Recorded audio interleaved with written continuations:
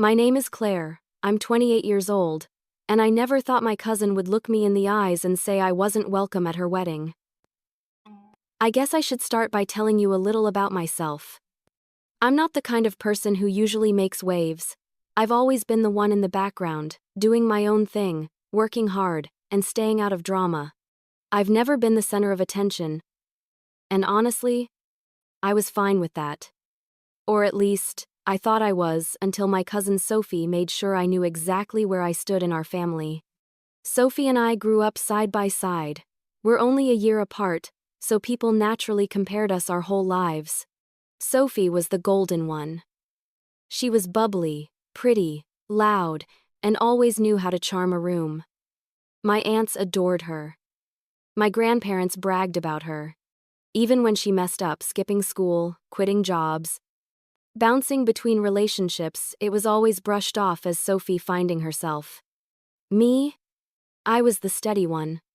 The one who kept her head down. I worked hard in school, got a steady job after college, paid my own rent, and tried to make a life for myself without asking anyone for help. But it never seemed to matter. At family gatherings, I was invisible. And I thought maybe that was just the way things would always be. Until Sophie's wedding became the center of the family universe. The moment she announced her engagement, it was like the world stopped spinning. Everyone rallied around her, throwing showers, planning parties, gushing over every detail. My mother couldn't stop talking about it. My aunts acted like it was a royal event. And Sophie soaked it all in like the star she believed she was. At first, I was happy for her. Really. I was. She was my cousin, after all. I thought of all the years we'd grown up together. The times we'd shared secrets as kids. The sleepovers at our grandmother's house. No matter how much favoritism there had been, I still thought I'd be part of her. Big day. Then the invitations went out. I remember scrolling through social media and seeing posts from cousins, relatives, even family friends showing off the elegant little envelopes with Sophie's return address.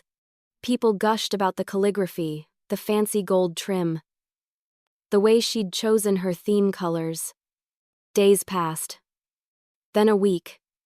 Then 2. No envelope ever came for me. I told myself maybe it got lost in the mail, maybe there was a mix-up, so I called Sophie. When she answered, her tone was flat, like she had been expecting this. I asked, carefully. Hey, did my invitation maybe get lost? I haven't gotten anything yet. There was a pause. And then she laughed short, cold, almost mocking. Oh, Claire, there wasn't a mistake. You're not invited. The words hit me like a punch to the chest. I stammered, trying to process what she'd just said. What do you mean I'm not invited? You're my cousin. We grew up together. Her voice was sharp, condescending. Claire, let's be real. You don't fit in with the kind of wedding I'm planning. I don't want you there making things awkward. Awkward. That was the word she chose. I sat there in silence, gripping my phone so tightly my knuckles turned white. Sophie didn't hesitate. Didn't backtrack. She said it like it was the most normal thing in the world. Finally, I whispered, so, you're excluding me? On purpose? Exactly, she said, and then added with a chuckle. Don't take it personally. It's my day. And I want it to be perfect. And just like that, she hung up. I sat in my apartment for a long time after that, numb. It wasn't just about the invitation, it was about everything. All the years of being overlooked, minimized, pushed aside. Sophie had finally said out loud what the family had been showing me all along. I didn't matter.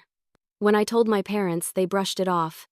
My mom sighed and said, Claire, it's her wedding. She can invite whoever she wants. My dad added, don't make a fuss. It's just one day. Just one day. As if being excluded, being humiliated, being told I wasn't good enough to sit in a room with my own family wasn't a big deal. But it was. It was a very big deal.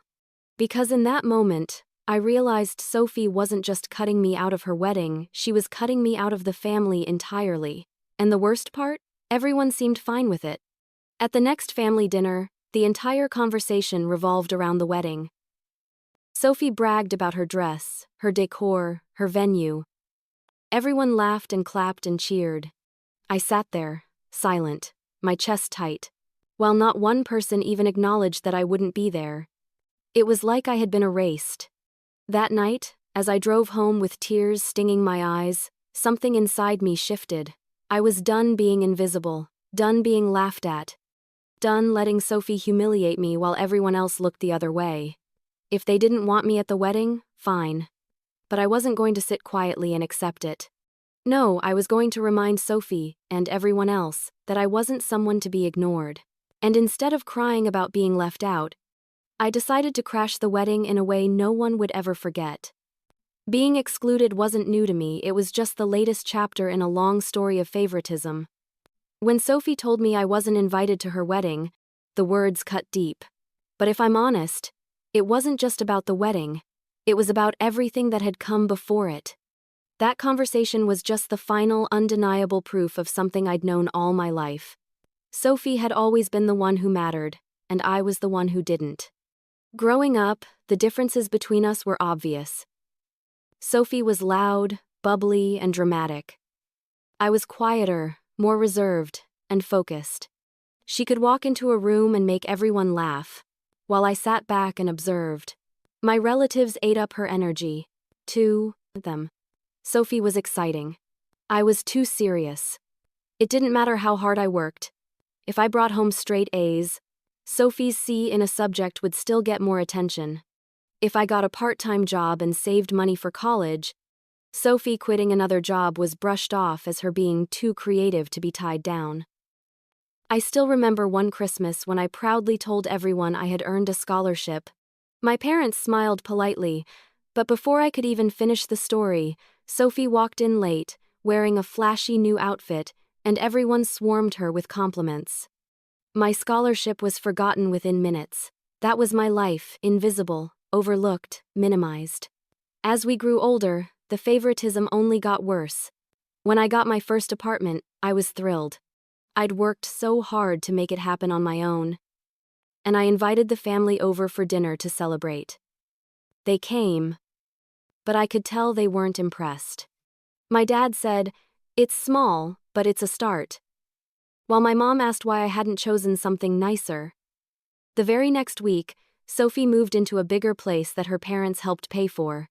She threw a party, invited everyone, and my family acted like she had just bought a mansion. They raved about how successful she was, how amazing the apartment looked, how proud they were. I stood in the corner that night, sipping a drink, wondering if anyone even remembered the dinner I had hosted just days earlier. The truth was, Sophie thrived on attention, and my family was happy to give it to her.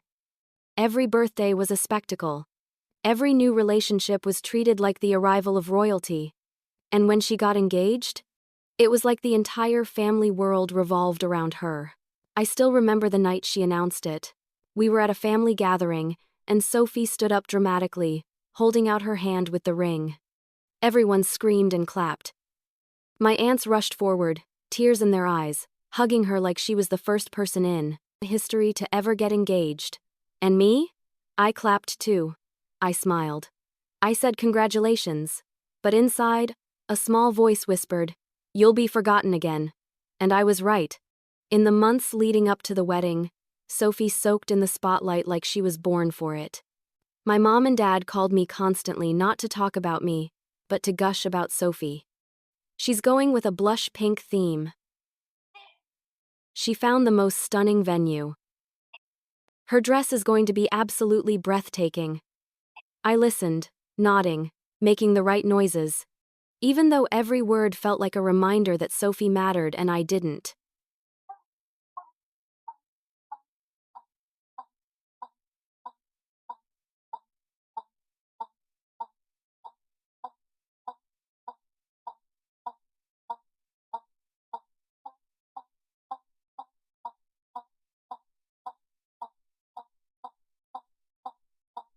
That maybe, just maybe, someone would remember me.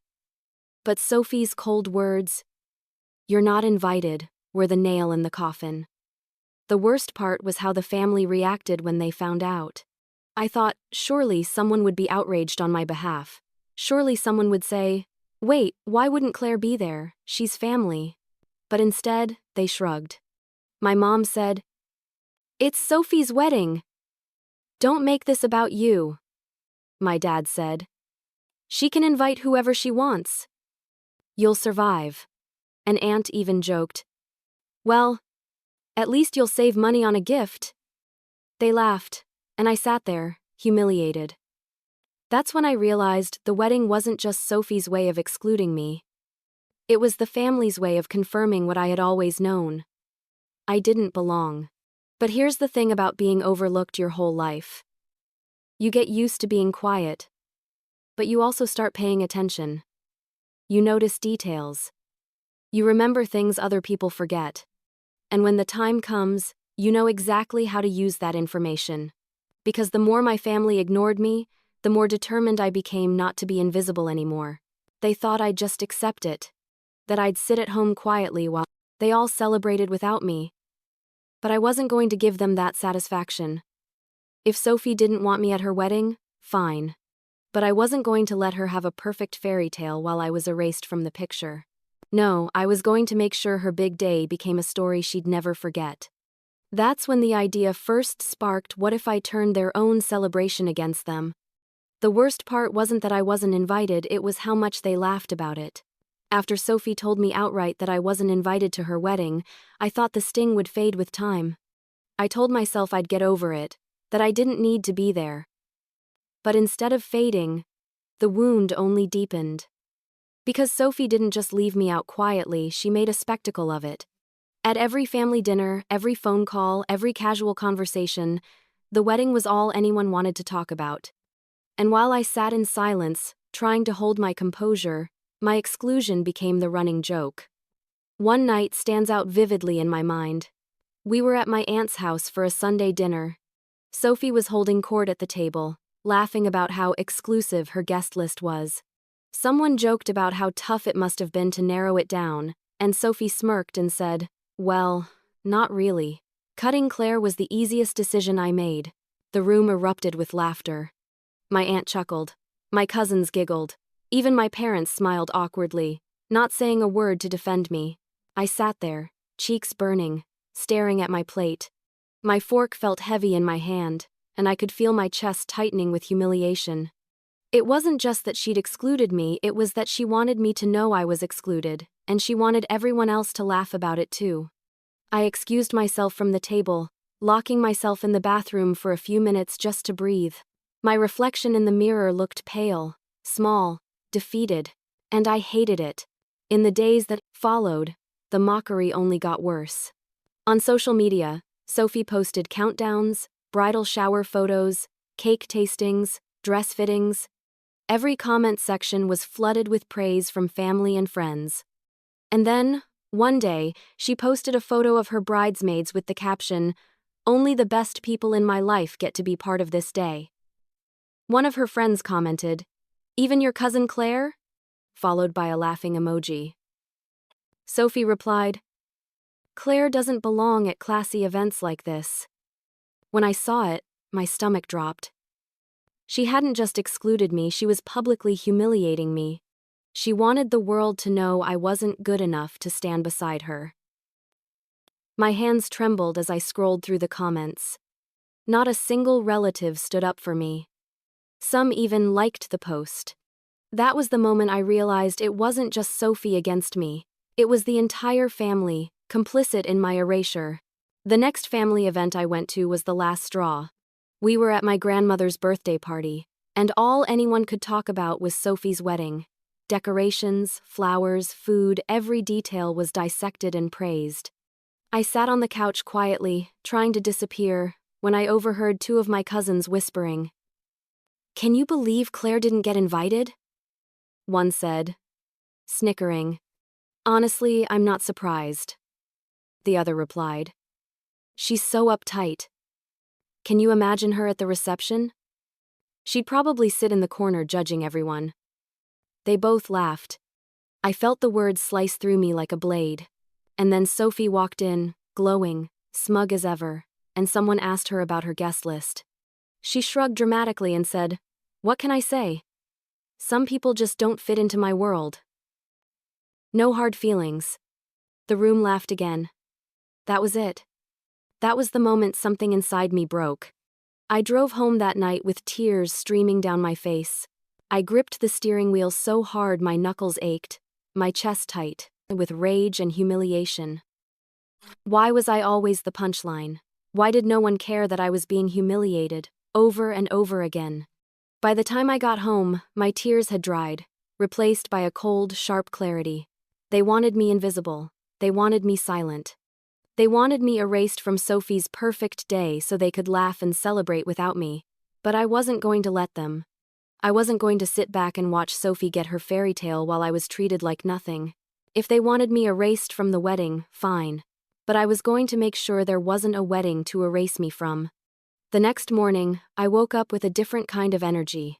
My humiliation had turned into determination. I started replaying Sophie's smug words in my mind. Claire doesn't belong at classy events.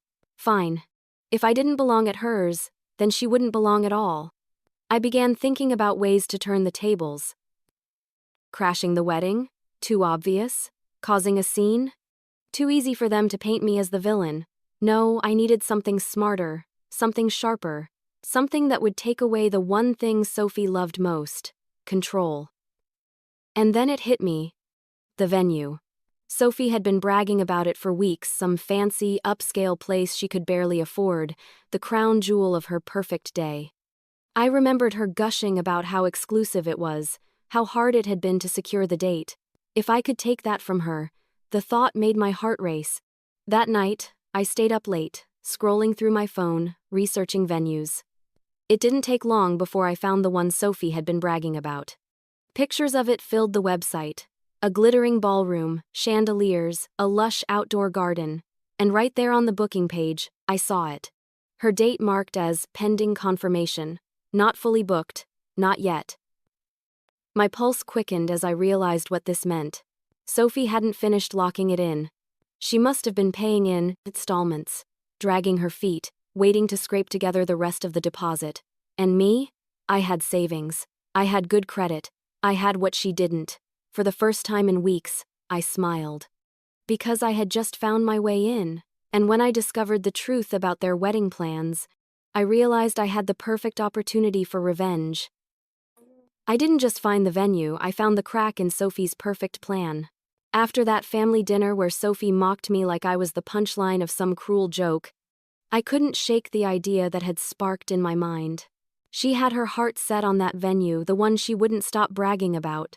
Every time she opened her mouth, it was the chandeliers, the garden, the elegance. If there was one thing Sophie loved more than attention, it was flaunting her status. And this venue was her crown jewel. So, late one night, I sat at my desk, pulled out my laptop, and started digging. It didn't take long to find it. A few quick searches brought me to the venue's website. The homepage alone screamed luxury.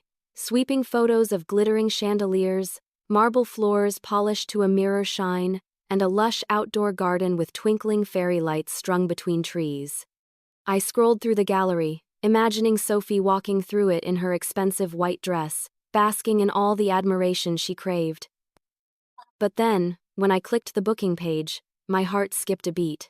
Her date, the one she'd bragged about non-stop, the one engraved on the save the dates she'd already posted online, was marked pending. Not confirmed, not booked, pending. I leaned closer to the screen, hardly daring to believe it. Sophie hadn't locked it down. Not completely. I grabbed my phone and called the venue's number, my palms sweating. A cheerful woman answered, introducing herself as the event manager. I told her I was interested in booking a wedding. My voice shook a little as I asked about availability for Sophie's date. There was a pause as she checked her system. Then she said the words that made my pulse quicken. That date is still available. It's currently on hold, but the party hasn't completed their deposit. I almost laughed out loud. Sophie had been parading around like her dream venue was hers, but she hadn't even finished paying for it. So, if I paid today, I asked carefully, could I secure it? The manager's voice was polite but firm. Yes, whoever completes the deposit first gets the contract. My fingers tightened around the phone. That was it. That was the loophole. All Sophie's bragging, all her smugness, all her posts flaunting the venue, it could all come crashing down in an instant. All I had to do was say yes. That night, I lay awake in bed, staring at the ceiling. My mind raced with possibilities. Was I really going to do this? It felt extreme, petty even. But then I thought about Sophie's laugh at the dinner table, about my cousins whispering behind my back, about the social media post where she'd said I didn't belong at classy events. The humiliation burned in my chest all over again. And suddenly, it didn't feel petty. It felt fair. For years, Sophie had been handed everything while I was overlooked. She took and took, mocking me as if I'd never measure up. This wasn't just about a wedding. This was about me finally standing up and saying, enough, and what better way than to take the very thing she prized most? The next morning, I called the venue again and set up an appointment to meet the manager. Walking into that building for the first time was surreal. The lobby gleamed with golden light, the scent of fresh flowers filling the air. The marble floors stretched out before me, and I couldn't help but think, this is Sophie's dream. And soon, it would be mine. The manager greeted me warmly, and we sat down to discuss packages. She showed me the contract, the catering options, the ceremony setup. My heart pounded as I flipped through the glossy binder, pretending to be a bride-to-be. When she asked if I was ready to place the deposit, I hesitated for only a second. Then I smiled. Yes. Let's do it. As I signed my name on the contract and handed over my card, I felt a rush unlike anything I'd ever experienced. It was adrenaline, power, justice all rolled into one. In that moment, I had taken Sophie's crown jewel right out from under her. The manager congratulated me, sliding the signed papers across the desk. Congratulations on securing the date, you're all set. I walked out of the venue with the contract in my bag. The autumn sun warm on my face. I wanted to laugh, to scream, to dance right there on the sidewalk. Because Sophie thought she was untouchable. She thought she had humiliated me for the last time. But now, I held her entire wedding in my hands. That evening, I logged into social media. Sophie had posted another update, a smug photo of her sipping champagne with the caption, "Venue secured. Can't wait to marry the love of my life in the perfect place." I stared at the post, my lips curving into a slow smile. Perfect place? Oh, Sophie. Not anymore. I didn't comment. I didn't say a word. Let her bask in her fake security. Let her brag to the world. Because when the day finally came, she was going to learn the hard way that her perfect wedding didn't belong to her at all. It belonged to me. If they didn't want me at the wedding, then maybe they wouldn't have a wedding at all. Most people would move on, but I'm not most people. The folder sat on my kitchen counter. The crisp contract tucked neatly inside. Every time I walked past it, I felt a thrill of satisfaction, followed by a pang of doubt. What had I done? I had just stolen Sophie's wedding venue out from under her nose. The part of me that had always played by the rules whispered that this was too far, that I should shred the contract, call the manager, and cancel everything before it got out of hand. That I'd regret it if I became that person, the petty cousin who ruined someone's wedding. But the other part of me, the part that remembered Sophie's smug smile, the laughter at the dinner table, the way my parents brushed me off, whispered something else. She deserves this. And the longer I sat with it, the louder that voice became. I poured myself a glass of wine and sat at the table, staring at the contract. I thought about every moment of my life when Sophie had been favored, celebrated, coddled, every time I had been invisible while she basked in the spotlight. And then I thought about the wedding. The event everyone had been waiting for, the day that was supposed to cement Sophie's status as the golden girl forever. If I let her have it, the cycle would continue. She'd go on mocking me, the family would keep excusing her, and I'd remain the punchline. But if I took it away? If I turned her perfect day into a disaster? For once, Sophie wouldn't be the star. For once, The family would have to look at me not as the quiet, overlooked cousin, but as the one who flipped the script. The more I thought about it, the more my doubt dissolved. This wasn't just about a wedding anymore. This was about justice. Still, I knew I had to be careful. Sophie wasn't stupid. She'd eventually figure out something was wrong when her payments started bouncing off a locked date. So I came up with a plan. Step 1. Keep my mouth shut. Not a word to anyone, not even my closest friends. If this was going to work, Sophie couldn't catch wind of it until it was too late. Step 2. Prepare a cover story. If anyone asked why I'd booked the venue, I'd say I was planning a big celebration for my friends, a birthday blowout, maybe even a fake engagement party. Something plausible enough to throw people off the scent. Step 3. Stay calm. No gloating, no smirking, no slipping. If Sophie thought she still had her dream venue, the eventual reveal would be 10 times sweeter. But here's the thing. Making the decision didn't just change the wedding. It changed me. For years, I'd been the one who kept quiet. The one who avoided conflict. The one who swallowed my anger and accepted being overlooked. But signing that contract, it woke something up inside me. I wasn't powerless anymore. I wasn't invisible anymore. I was in control. And for the first time in my life, I liked it. A week later, Sophie posted another update on social media. A smiling photo with her fiancé, champagne flutes raised high, captioned, "Finalizing wedding details today. Everything's falling into place." I almost choked on my coffee when I saw it. Everything's falling into place? If only she knew. The comments were flooded with praise. "So happy for you. Can't wait for the big day. You're going to be the most beautiful bride ever." And buried among them, one message caught my eye. A distant cousin had written, "Will Claire be there?" I waited with bated breath, half expecting Sophie to type some cruel reply.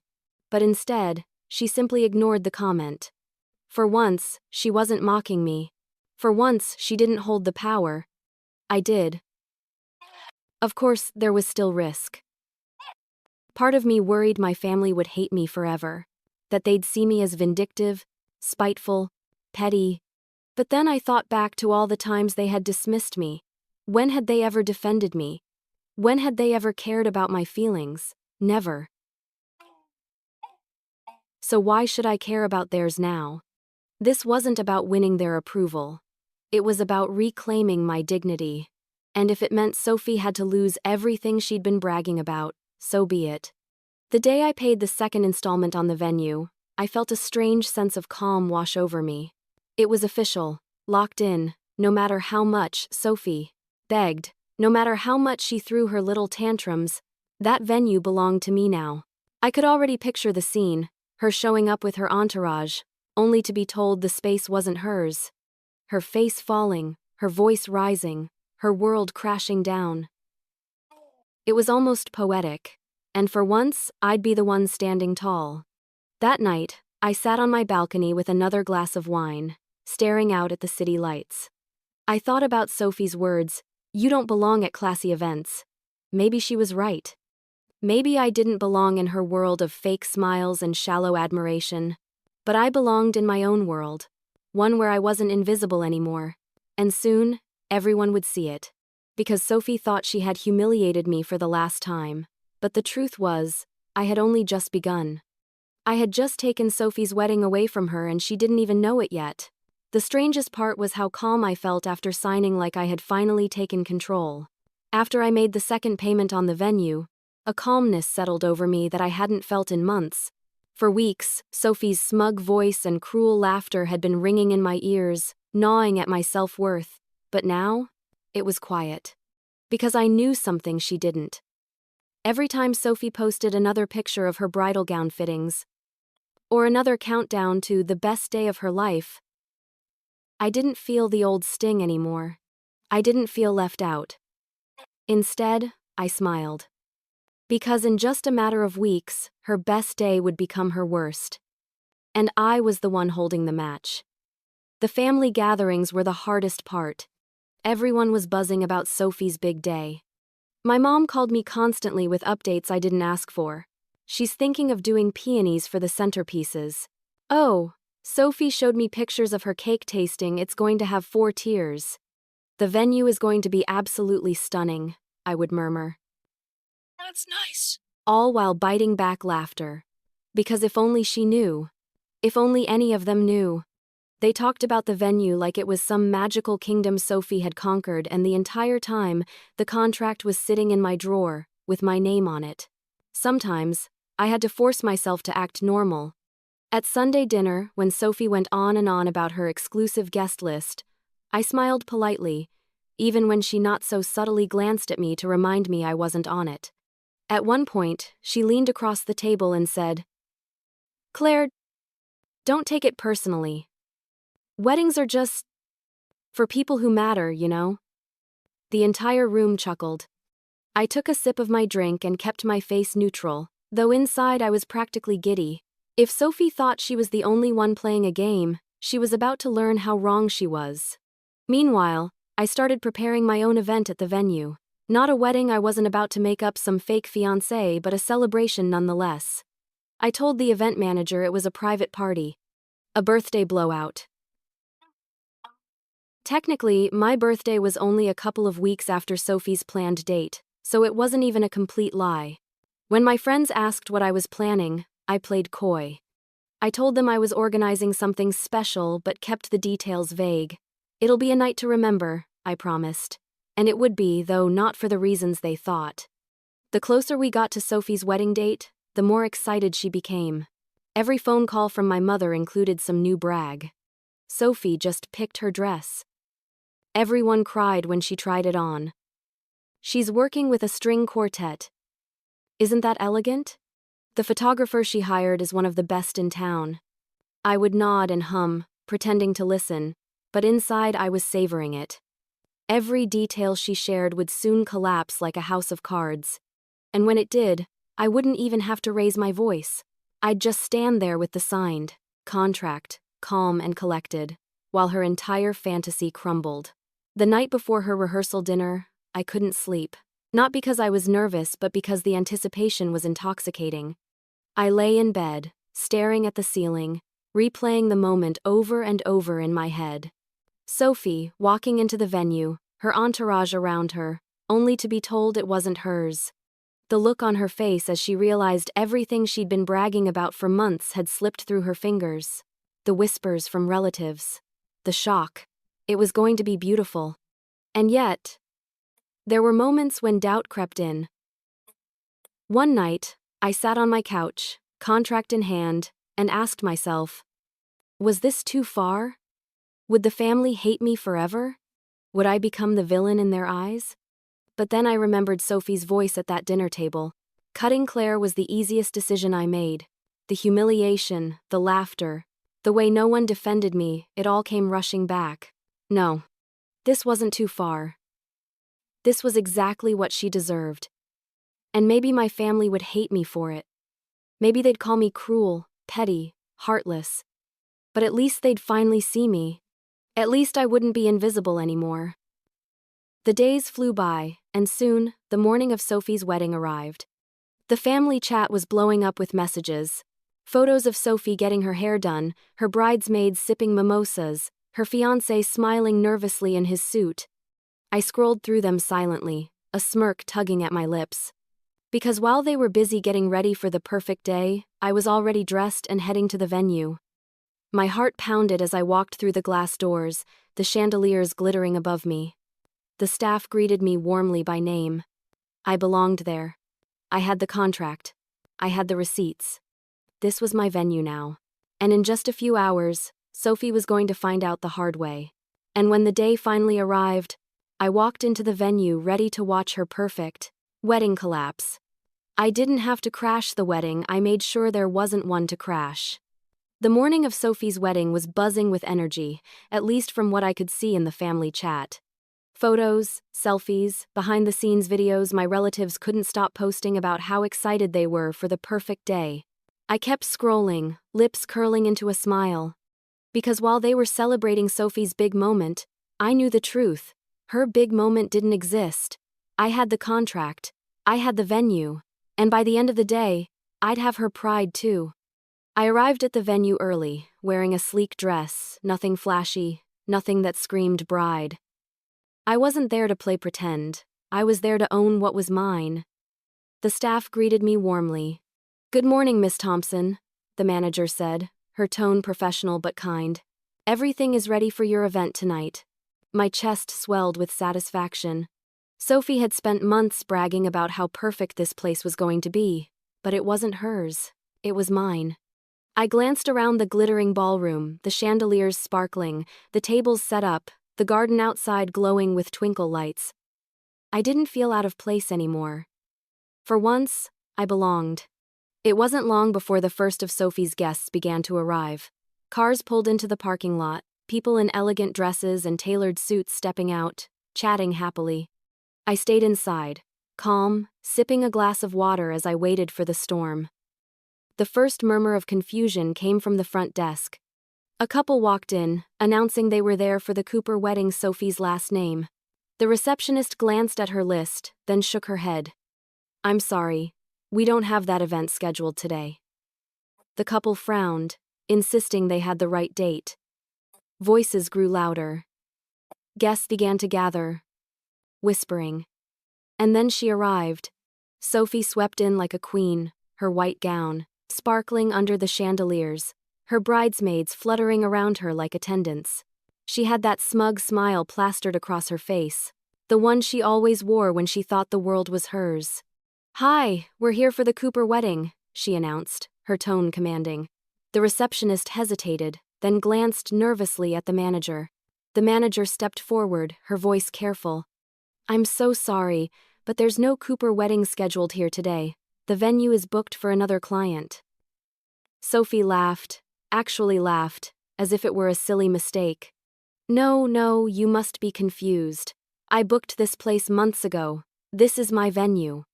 The manager shook her head gently. "I assure you, the date was secured by another client. Their contract is fully confirmed." The color drained from Sophie's face. "That's impossible." And that's when I stood up. I walked calmly across the lobby, the eyes of guests and staff turning toward me. My heels clicked against the marble floor, steady and deliberate. When Sophie saw me, her jaw dropped. "You?" she spat. I smiled, cool and collected. "Yes, me." I pulled the contract from my bag and handed it to the manager, who nodded and confirmed it for everyone to hear. "Yes, this is our client for today." The room fell silent. Sophie's bridesmaids exchanged nervous glances. Guests whispered to each other. Sophie's groom shifted uncomfortably, his face paling as the realization sank in. And Sophie? She looked like the ground had just been ripped out from under her. Her voice rose, shrill and panicked. "This is my wedding, this is my venue, she stole it." The manager remained professional. "I'm sorry, Miss Cooper, but the date was not secured under your name. The deposit was never completed. This venue has belonged to Miss Thompson for weeks." I let the words hang in the air, savoring the stunned silence that followed. Then I turned to Sophie, my smile never faltering. "You didn't invite me, remember? You said I didn't belong at classy events. So I made sure there wasn't an event for me to miss." Gasps echoed around the room. Sophie's face twisted with rage. She stormed toward me, her veil trailing behind her like smoke. "How dare you? You ruined everything!" I didn't flinch. I stood tall, letting her fury wash over me. "No, Sophie," I said calmly. "You ruined everything when you humiliated me in front of the entire family. Actions have consequences. Today, you learned that." Her groom stepped forward then, his voice low and tight. "Sophie, is this true?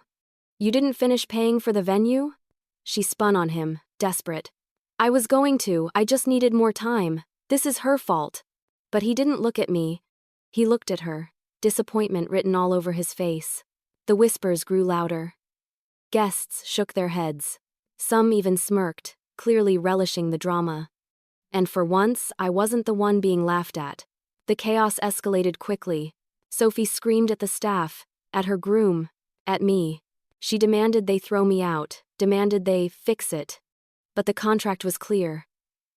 The venue wasn't hers, it never had been. And no amount of screaming could change that. I turned to the manager, my tone calm. Please make sure my guests are taken care of. Then I walked past Sophie, her face red with rage, her voice cracking as she shouted my name. But I didn't look back. For once, I was the one in control. As I stepped into the glittering ballroom, my friends greeted me with cheers. They had no idea of the drama unfolding in the lobby, not yet. But soon, the whole city would. Because Sophie's humiliation wasn't going to stay within those walls. The guests would talk, the story would spread. And Sophie's perfect wedding day would forever be remembered as the day her cousin stole everything. But Sophie wasn't about to let her humiliation end quietly, and the meltdown that followed was legendary. I had seen Sophie angry before, but never like this. The moment the manager confirmed the venue belonged to me, Sophie's perfect bridal mask cracked wide open. For months, she had strutted around like royalty, bragging about her exclusive day, soaking up praise like sunlight. But now, standing in the lobby in her white gown, she looked like a queen who had just been dethroned. Her face twisted in rage, her voice shrill enough to make the chandeliers tremble. "This isn't fair! This is my wedding day!" she screeched, stamping her heel against the marble floor like a child.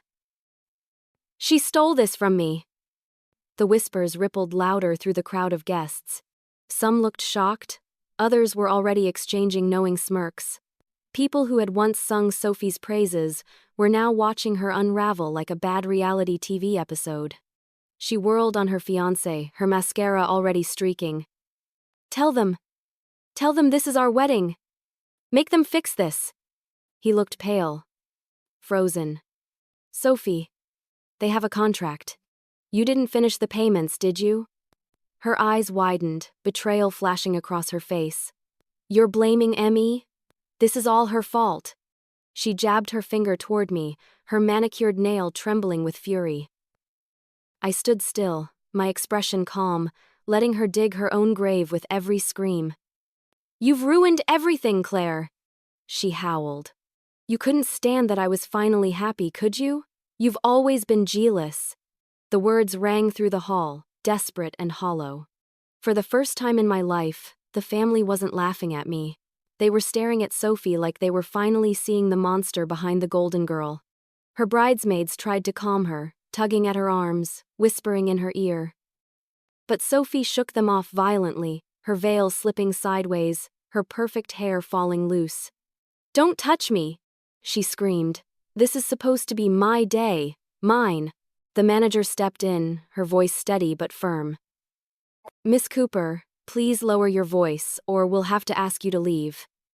That only sent Sophie spiraling further. She let out a strangled laugh, her eyes wild. "Leave? Leave?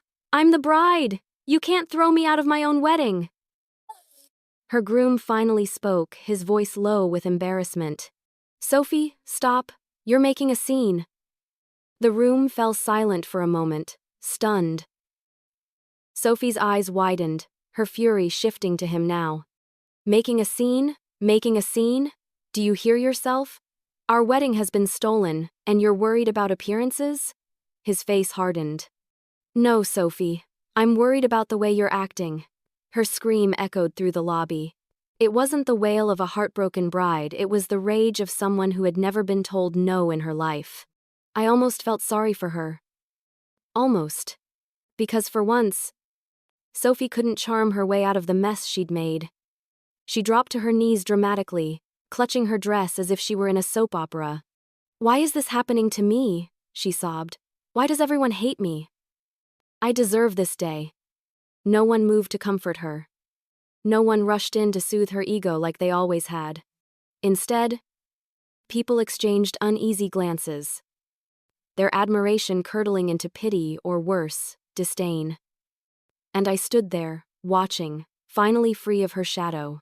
Her meltdown only escalated when her parents, my aunt and uncle, rushed in. "Sweetheart, what's going on?" her mother cried, kneeling beside her. Sophie sobbed louder. "Claire stole my wedding. She bought the venue just to ruin me." Her mother turned to me, eyes blazing. Claire! How could you do this? I raised an eyebrow. Funny. I thought Sophie made it clear I wasn't welcome at her wedding. How can I ruin something I was never part of? Gasps echoed again. My aunt's face turned red, but she had no comeback. My father shifted uncomfortably, nearby, finally speaking for the first time. Maybe if Sophie had treated Claire with more respect. His voice trailed off, but the implication hung in the air. For once, someone was standing up for me. Sophie's face crumpled in disbelief. You're all against me, even my own family. Her mother tried to shush her, but Sophie ripped away, screaming louder. I'm the victim. This is my day. She's evil. And then the final blow. Her groom quietly removed his boutonniere and set it on the front desk. His face was pale, his eyes full of shame. I can't do this, he muttered.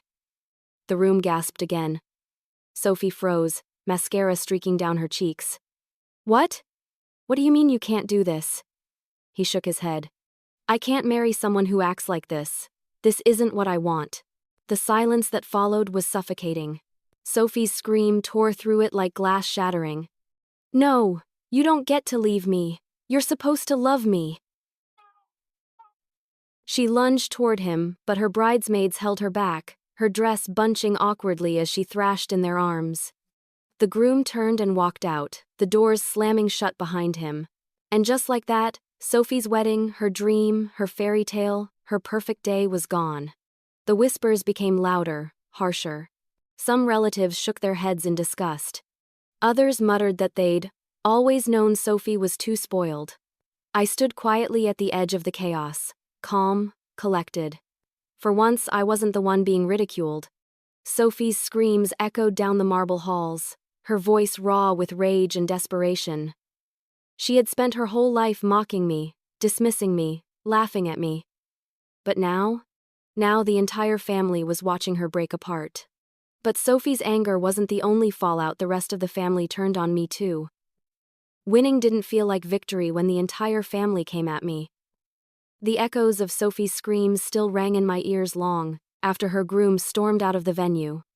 Her perfect day had collapsed in front of everyone, the guests, the family, the staff, the very people she had wanted to impress. And for a fleeting moment, I felt pure satisfaction. I had done it. I had taken away the thing she valued most. But satisfaction quickly gave way to something else. Backlash. Because if Sophie couldn't control the narrative anymore, the family was determined to pick up where she left off. It started almost immediately. My Aunt Sophie's mother stormed toward me, her face flushed with rage. Claire, how could you do this to her? She's your cousin. I met her eyes evenly. She made it clear I wasn't family when she told me I wasn't invited. Her mother gasped, clutching her chest like I'd struck her. That's no excuse to destroy her wedding. Behind her, other relatives chimed in. My uncle shook his head, muttering, This was cruel, Claire. Pure cruelty. Another cousin whispered loudly enough for me to hear. I can't believe she actually went through with it. The whispers grew into a storm. Accusations, insults, pitying glances. For once, I was at the center of attention, but not in the way I'd dreamed. My own parents finally approached me, their expressions heavy. My mom's voice trembled. Claire, why? Why would you stoop this low? My throat tightened. I wanted to scream. Why now? Why care now? But instead, I said evenly, because I was done being humiliated. Sophie mocked me, excluded me, and you all laughed. No one cared when she hurt me. But the second I stand up for myself, I'm the villain? My father's jaw clenched. He didn't answer. My mother's eyes filled with tears, but she didn't deny it either. That silence said everything. As the chaos swirled, I realized something. It didn't matter what Sophie had done to me. It didn't matter how cruel she'd been, how many times she had humiliated me. In the eyes of family, she would always be the golden child, and I would always be the problem. Not because of what I'd done, but because I dared to fight back. And I think, in that moment, I accepted it. They were never going to see me the way I wanted them to. They were never going to defend me. They were never going to admit how wrong they'd been. So why should I care about their judgment now? As relatives crowded around Sophie, trying to calm her down as she sobbed on the floor in her ruined dress, I stood back. She wailed about betrayal, about cruelty, about how her life was ruined. Some relatives nodded sympathetically, patting her back. Others just looked uncomfortable, unsure where to stand. And then, quietly, I noticed something. Not everyone was against me. One of my cousins, the same one who had whispered cruel things about me before, leaned closer as we crossed paths and whispered, "Honestly, she had it coming." I blinked, stunned. But she just shrugged and walked away, leaving me with a strange mix of emotions. Maybe not everyone saw me as the villain after all. Still, the backlash didn't end there. That evening, my phone blew up with messages. Some from relatives demanding answers, others from family friends scolding me for ruining a sacred day. A few were harsher.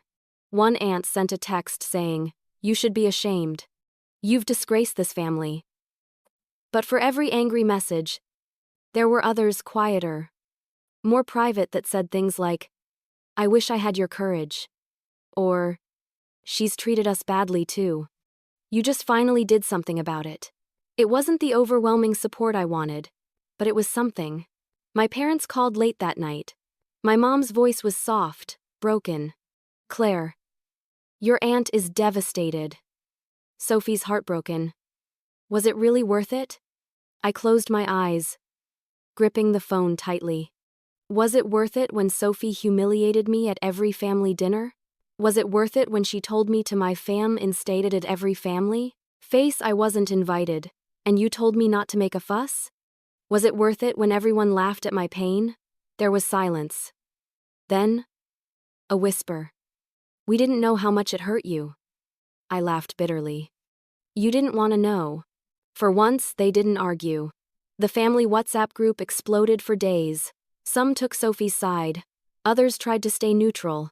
A few sent me messages privately, telling me they respected what I'd done, even if they couldn't say it out loud. But the general tone was clear. I had shattered the illusion. For years, Sophie had been untouchable, the golden girl who could do no wrong. And now, because of me, everyone had seen her melt down, lose her groom, and expose the ugliness beneath her perfect smile. They could hate me all they wanted. They could call me cruel, petty, vindictive, but they couldn't unsee what had happened, and that, to me, was victory enough. In the weeks that followed, Sophie disappeared from social media. Her fiancé, ex-fiancé quietly moved out of her apartment. Relatives whispered about how she'd been embarrassed into hiding. And me? I kept living my life. Yes. The backlash was heavy. Yes. The family still threw jabs my way. But I didn't care anymore. Because for the first time in my life, I wasn't the invisible cousin, the punchline at the table, the one everyone overlooked. I was the one who had stood up. I was the one who had changed the story. And no amount of scolding or guilt-tripping could take that away from me. But just when I thought Sophie couldn't sink lower, she did something even worse. If Sophie couldn't have her perfect day, she was determined to ruin mine. I thought, after her meltdown at the venue, that Sophie would retreat and lick her wounds. I thought maybe, just maybe, she would finally learn some humility. But Sophie wasn't built that way. If she couldn't shine, if she couldn't have the spotlight, then her mission was simple: drag me down with her. It started the very next morning. I woke up to a flood of notifications. My phone buzzed non-stop, lighting up with texts, missed calls, and social media alerts. Sophie had gone online. On Facebook, on Instagram, even on TikTok, she posted teary-eyed videos, mascara still smeared from the day before, telling the world her side of the story. "My cousin Claire ruined my wedding," she sobbed into the camera. "She's always been jealous of me. She waited until the last second to steal my venue, just to destroy my happiness. I don't know how someone could be so heartless. She's supposed to be family." Her videos racked up likes and comments instantly.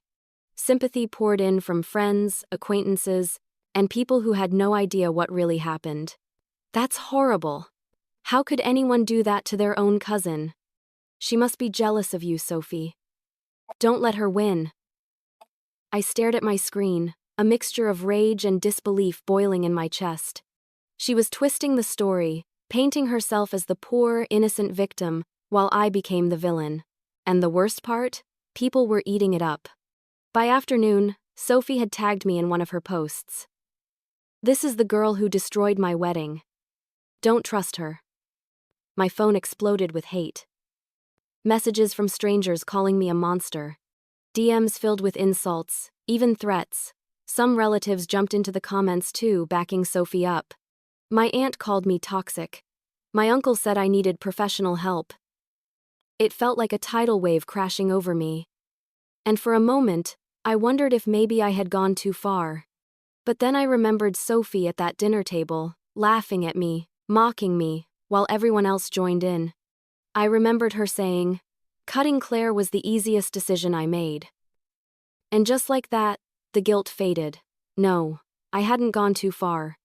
Sophie was just angry that, for once, she wasn't in control. Still, her attacks didn't stop there. A few days later, I got a call from my workplace's HR department. Someone had sent them a long, anonymous email accusing me of being unstable, of harassing family members, even of threatening violence. I didn't need to guess who it came from. Thankfully, my manager knew me well enough to see through it. But the humiliation of having to sit in that office, explaining my family drama to professionals who had nothing to do with it, was unbearable. Sophie wanted to ruin more than my reputation, she wanted to ruin my livelihood, and she wasn't done. At the next family gathering, a smaller dinner at my parents' house, Sophie showed up uninvited, her presence sucking all the air out of the room. The moment she saw me, she launched into a tirade. "You're disgusting, Claire. You've embarrassed this family. Do you even care how much you've hurt me?" I stayed quiet, my fork frozen halfway to my mouth. She banged her fist on the table, rattling the silverware. "You've ruined my relationship, my reputation, my life, and you sit there like you're proud of it." I set my fork down and met her glare evenly. "I didn't ruin anything, Sophie. You did. All I did was hold up a mirror."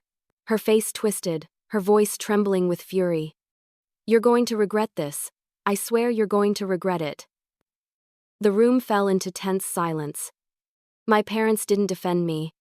They didn't defend her either. They just stared, as if finally realizing how deep the damage ran. Sophie's spiral only got messier after that.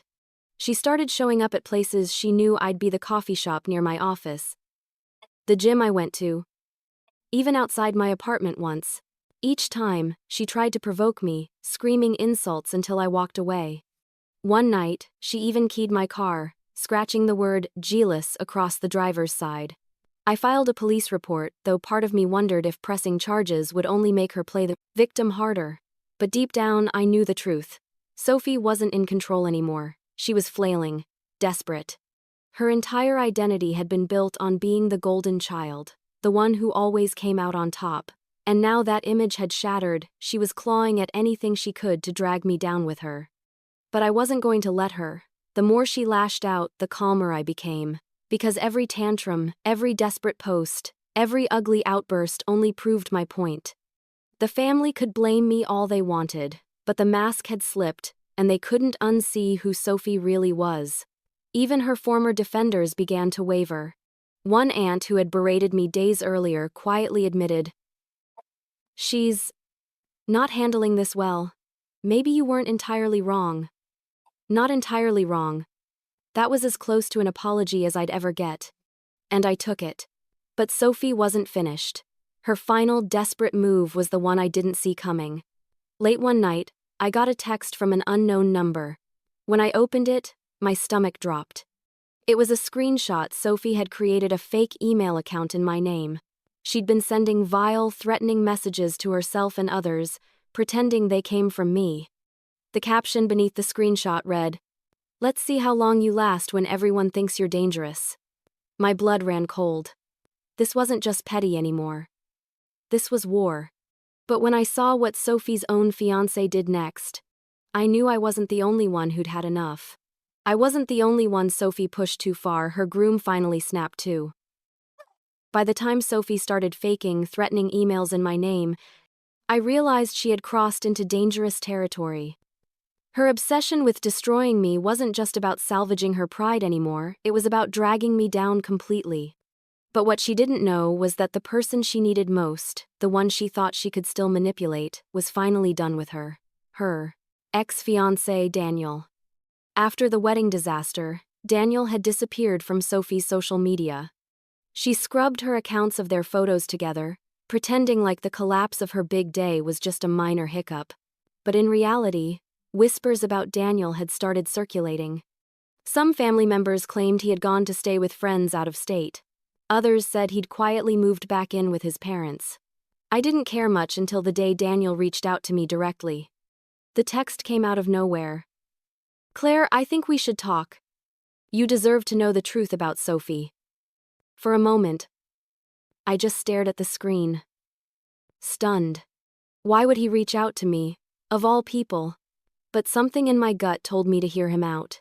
We met at a quiet cafe across town a few days later. He looked tired, bags under his eyes, hair a little unkempt, but there was a strange calm in his expression, like a man who had finally stopped fighting a storm. "Claire," he began, his voice low. "I owe you an apology." I blinked. An apology? For what?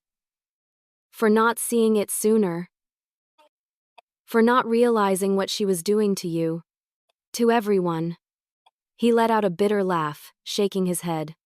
I thought Sophie was just dramatic. A little spoiled, sure, but harmless.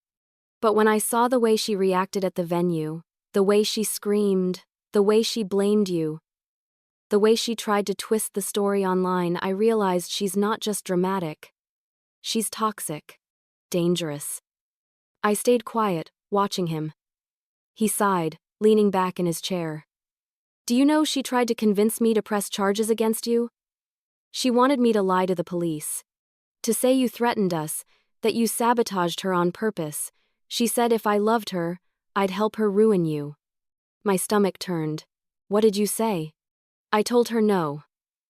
His voice was firm, resolute, and that's when I knew I couldn't marry her. Not then, not ever. Someone else just to protect your ego. For the first time, I felt a strange kind of relief. Someone other than me, someone close to Sophie, had finally seen her for who she truly was. Daniel wasn't done though. "She's been telling people you're unstable, jealous, obsessed with her," he continued. "But Claire, between you and me, she's obsessed with you. Always has been." I frowned. "Obsessed with me? How?" He leaned forward, his expression serious. "She's been competing with you her whole life. She may act like she doesn't care, but every time you achieve something, every time you hold your ground, it eats her alive. She couldn't stand the idea of you being at her wedding because she knew she'd feel like you were outshining her. So instead of risking it, she cut you out completely. And when you flipped the script, that shattered her." His words sank into me like stones dropped in deep water. Sophie's cruelty had always felt personal, but hearing it framed this way as insecurity, as obsession, shifted something inside me.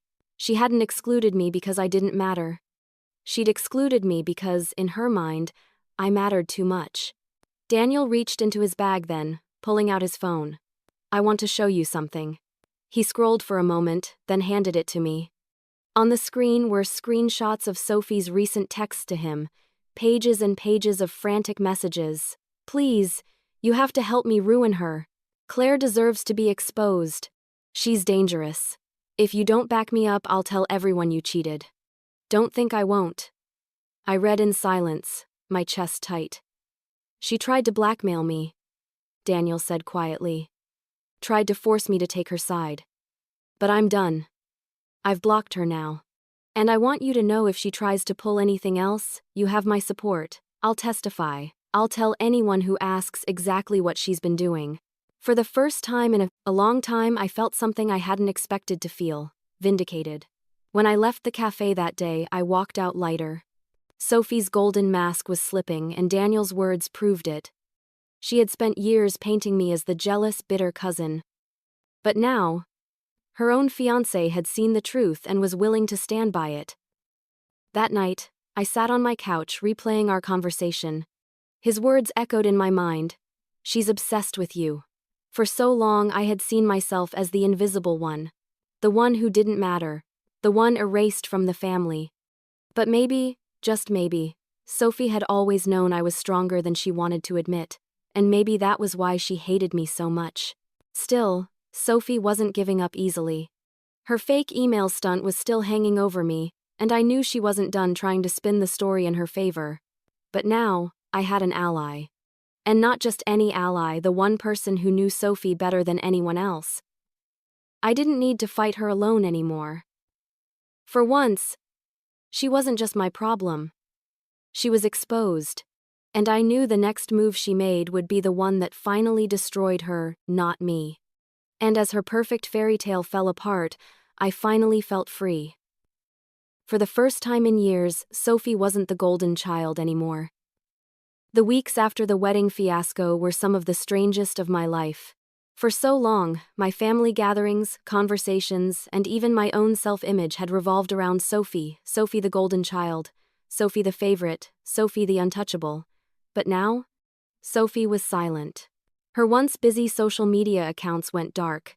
The constant stream of filtered selfies, glowing engagement posts, and smug updates about her perfect life suddenly vanished. Where she once bathed in attention, now there was nothing but absence. And in that absence, something shifted.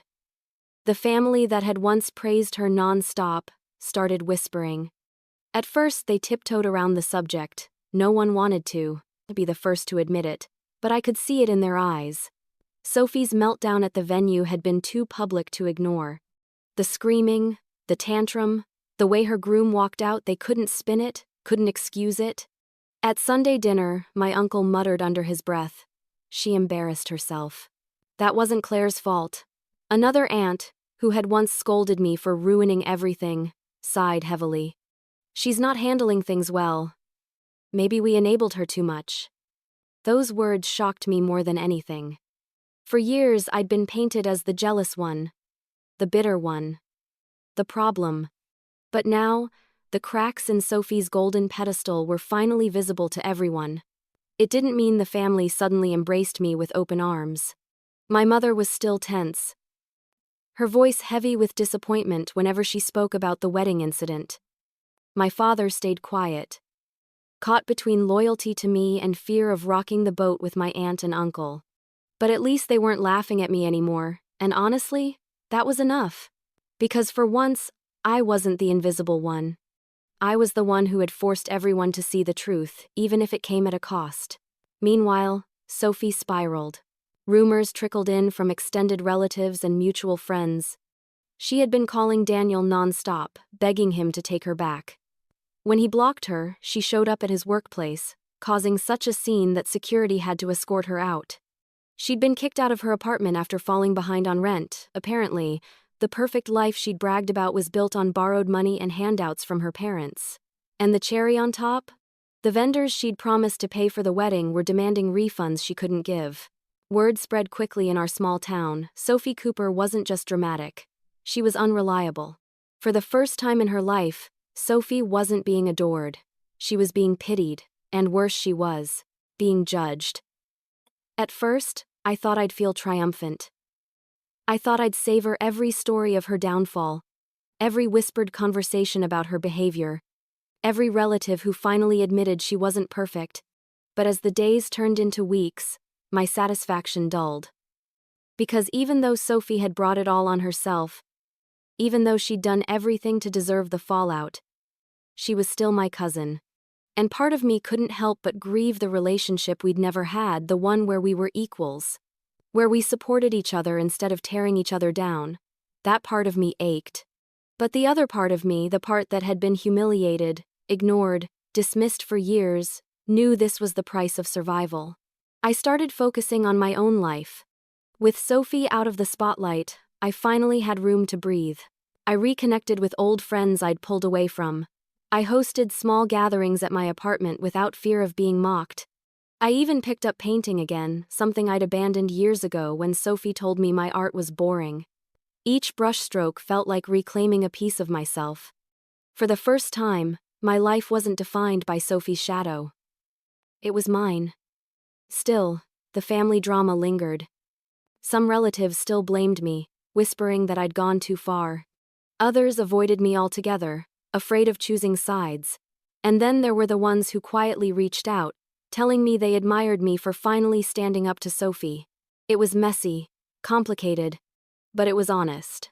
And maybe honesty, no matter how painful, was better than the fake harmony we'd lived under for years. One evening, I got a call from Daniel. He sounded calmer than before, almost relieved. I just wanted to say thank you, Claire, for standing up to her. I don't know if you realize it, but you saved me from making the biggest mistake of my life. I sat in silence for a moment, letting his words sink in. Saved him. All I'd wanted was justice for myself.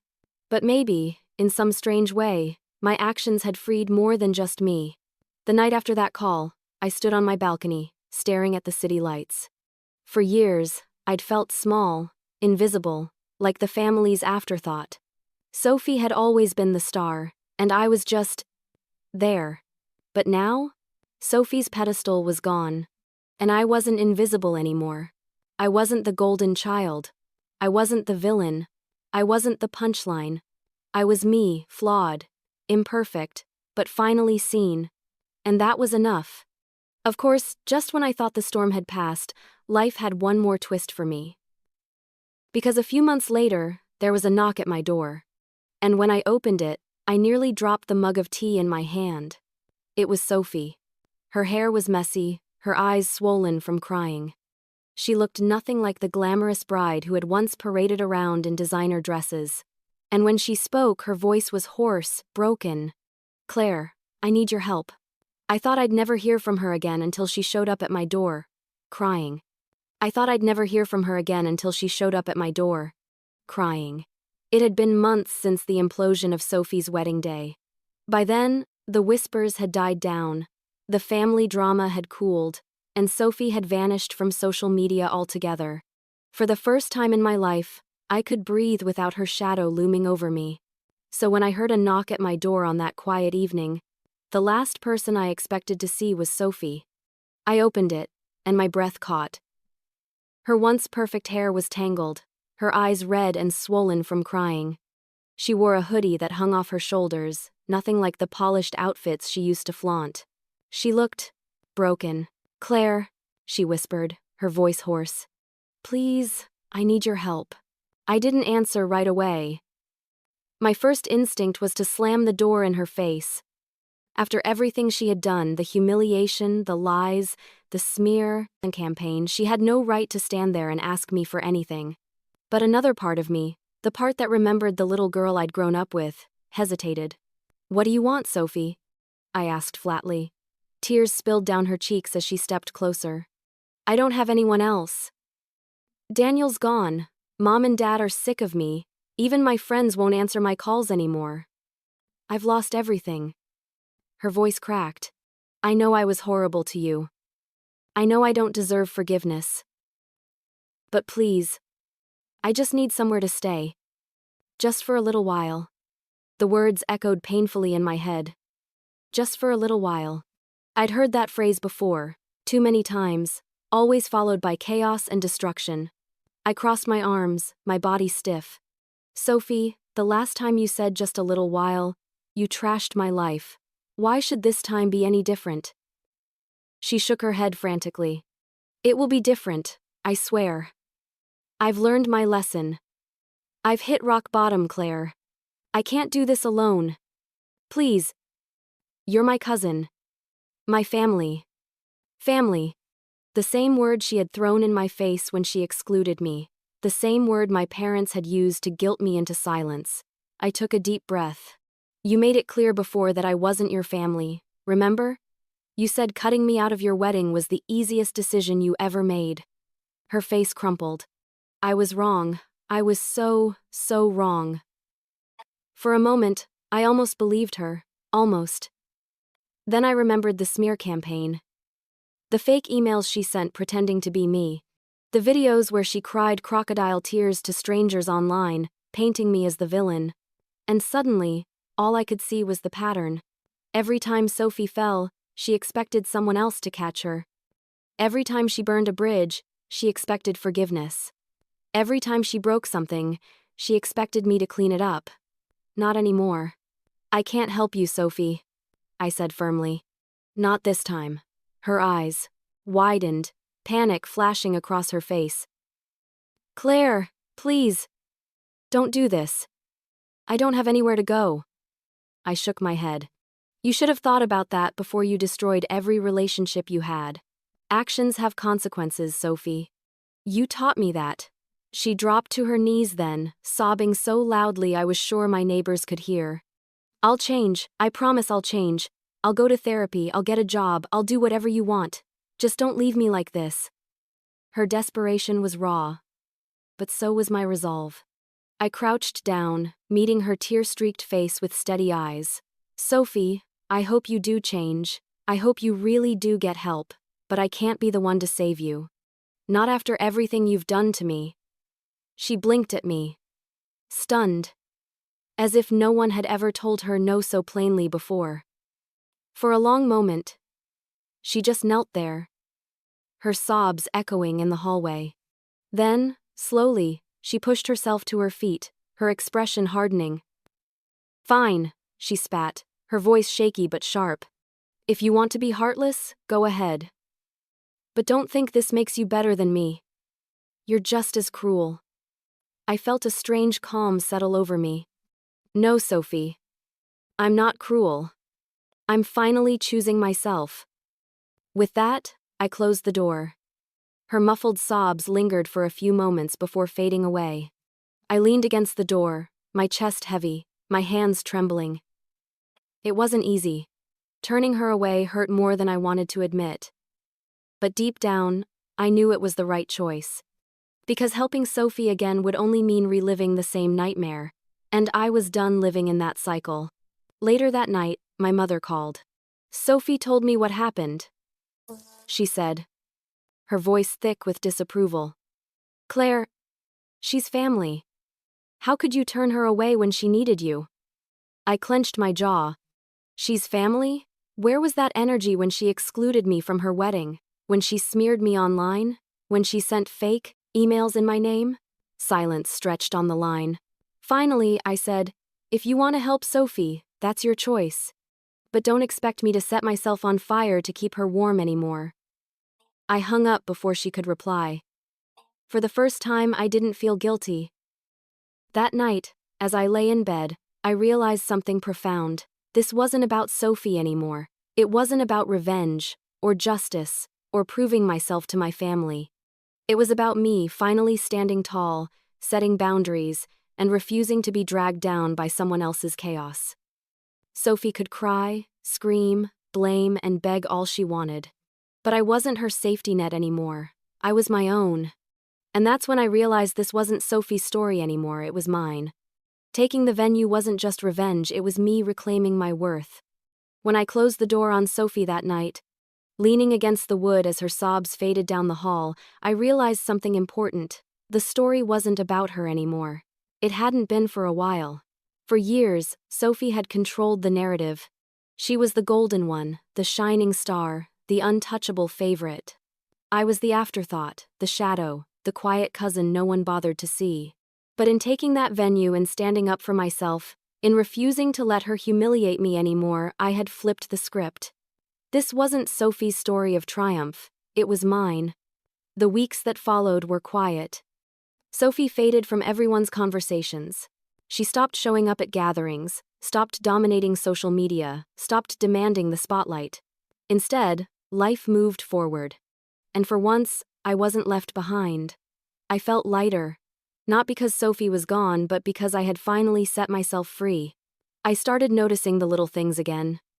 The peace of drinking coffee in the morning without scrolling through Sophie's latest brag. The joy of painting in the evenings, filling blank canvases with colors that reflected how alive I felt.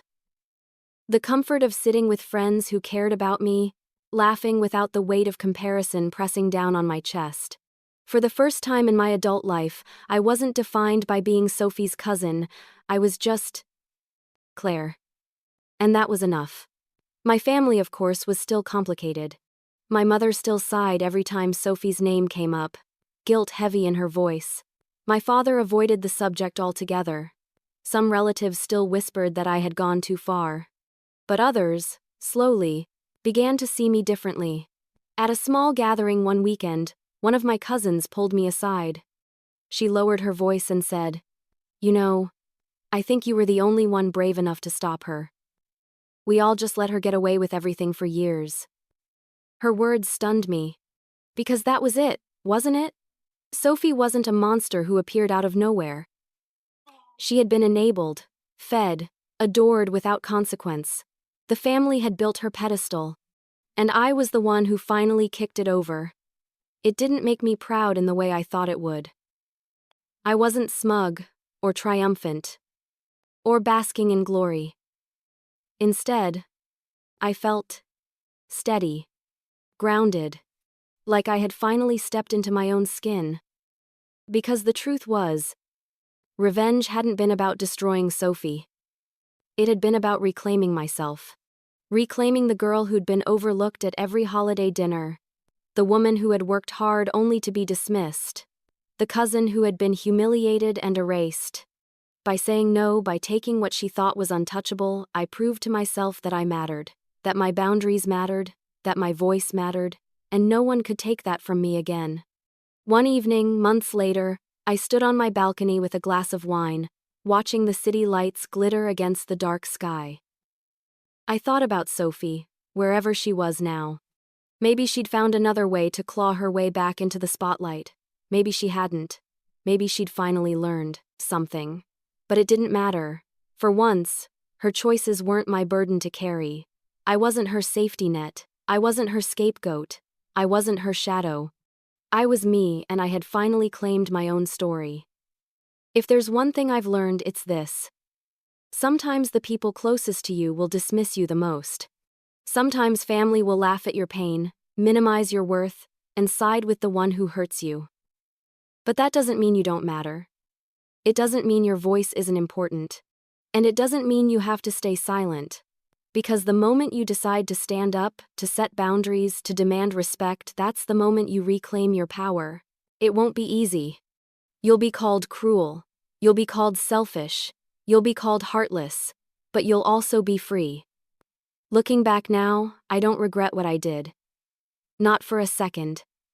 Sophie lost her venue. She lost her fiancé. She lost her pedestal. But I gained something much more valuable. I gained myself. And maybe, in the end, that was the whole point. So if you're listening to this and you've ever been in my shoes, overlooked, laughed at, treated like you don't matter, hear me when I say this. You do matter. You are not invisible. And you have every right to take up space, to protect your peace, to demand respect even if it means tearing down the pedestal someone else built at your expense. Because love without respect isn't love. Family without boundaries isn't family. And silence in the face of cruelty isn't kindness, it's surrender. I stopped surrendering the day I bought that venue, and I'll never surrender again. Because sometimes the only way to be heard is to take the very stage they tried to keep from you.